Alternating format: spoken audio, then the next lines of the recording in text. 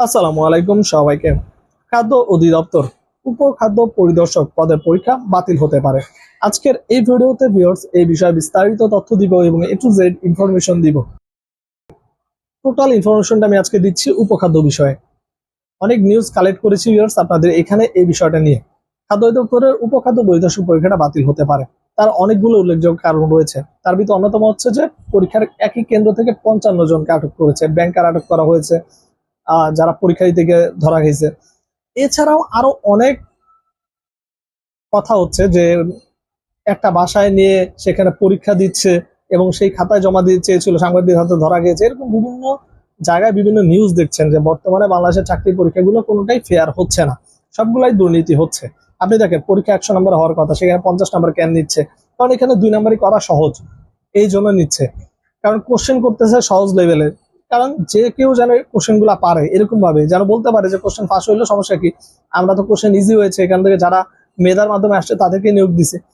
তো সিস্টেমটাই এমন ভাবে গোছাচ্ছে যে আপনি এখানে কিছু করতে পারবেন না। এছাড়াও আরেকটা বড় সমস্যা আপনি দেখবেন, বর্তমানে যারা ঢাকা বিশ্ববিদ্যালয় থেকে পড়া শিক্ষার্থী বের হচ্ছে তাদেরই দ্রুত চাকরি হচ্ছে।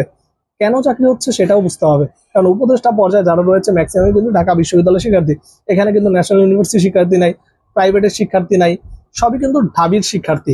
এখানে একটু বুঝতে হবে, এখানে উপদেষ্টারা নিয়োগ দিচ্ছে ঢাবি থেকেই, সব জায়গায় প্রশাসনের সকল পর্যায়ে ঢাবি শিক্ষার্থীদেরকে বসানো হচ্ছে। এর মূল কারণটা আপনি যদি একটু খতিয়ে দেখেন তাহলে বুঝতে পারবেন, একটা পলিটিক্স চালাচ্ছে। কারণ সামনে নির্বাচন, এছাড়াও বড় পর্যায়ে যদি তাদেরই লোক থাকে তাহলে তাদের লাভ হচ্ছে। উপদেষ্টা 2 নাম্বারই করতেছে, দুর্নীতি করতেছে। এখানে আমি উপদেষ্টার বিপক্ষে বলতেছি এই কারণে, এমন না যে আমি হাসিনার এত পছন্দ করি, হাসিনার গোনার সময় আমার কাছে নাই। আমার কাছে মূল বিষয় হচ্ছে যে উপদেষ্টারা চুরি চামারি শুরু করে দিছে, এটা হচ্ছে মূল কথা। এটা আমার কথা না, এটা আপনি নিজেরাও জানেন। কেন বলতেছি দেখেন, চাকরির বাজারে সকল ঢাকা ভার্সিটি স্টুডেন্টদের চাকরি হয়ে যাচ্ছে, আদারওয়াইজ যারা যারা অন্য অন্য সেক্টর রয়েছে তাদের হচ্ছে না। কেন হচ্ছে না, কারণ হচ্ছে না, এই জিনিসটা একটু খতিয়ে দেখতে হবে। প্লাস হচ্ছে উপদেষ্টাদের মাধ্যমে নিয়োগ দেওয়া হচ্ছে। বর্তমানে যত নিয়োগ কার্যক্রম চলতেছে, কোনো জামাত নাই, কোনো বিএনপি নাই, এদেরকে গুনতেছে না কেউ, উপদেষ্টার মাধ্যমে নিয়োগ হয়ে যাচ্ছে। আপনি যদি এটা ফোকাস করেন তাহলে বুঝতে পারবেন যাদের যাদের লিঙ্ক আছে প্রত্যেকের হয়েছে। দুর্নীতি বাইরে হচ্ছে না, নাহিদেরটা বের হয়নি, এরপর ইয়ারটা বের হয়নি, বের হচ্ছে। যখন কোন সরকার দল গঠন করবে তখন এদের দুর্নীতিও বের হয়ে আসবে।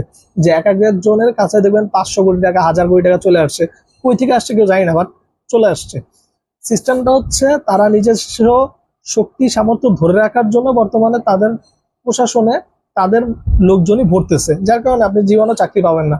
এই যে খাদ্য অধিদপ্তর পরীক্ষার প্রশ্ন ফাঁস হয়েছে, ভাই কি করতে পারবেন আপনি? ফাঁস করছেন, অনেকে বলতেছে রাস্তায় নামবে, আন্দোলন করবে, এইসব করে কোনো লাভ নেই।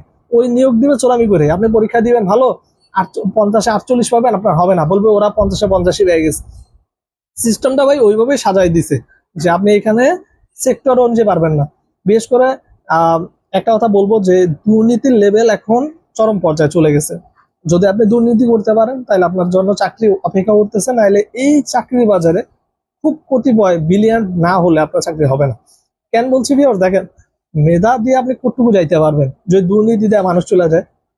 আপনি আগে যা দুর্নীতি ছিল এখন সেগুলোকেও হার মানায় ফেলছে। আপনি দেখেন কোন চাকরি পরীক্ষা নাই যার প্রশ্ন ফাঁস হয় না, আমাকে বুঝাইতে পারবেন?